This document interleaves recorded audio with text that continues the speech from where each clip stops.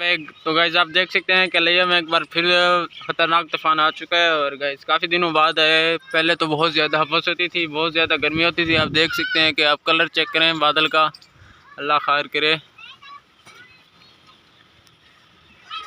इसका कलर भी ब्लैक है गाइस और हवा भी अब चल रही है, ये देखें। और अभी सुबह का टाइम है, तकरीबन 7 होने को है, ये देखें। और ठंडी हवा चल रही है, बहुत मज़ा भी आ रहा है और डर भी लग रहा है। ये देखिए इधर से धूल आ रही है। अगर तो बाहर गाइस देखें, अल्लाह करे रहमत की बारिश है, कोई मसला ना हो बस। ये देखो ऊपर से बादल देखें, इनका कलर देखें।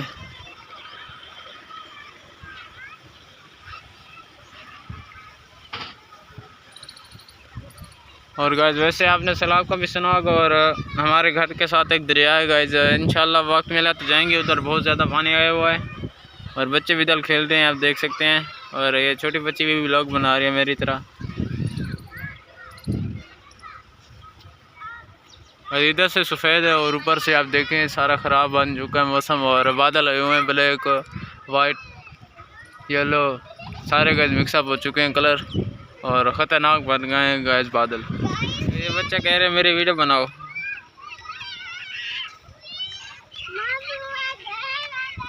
इसका नाम हादी है और ये देखें ये भी व्लॉग बना रहे हैं उधर।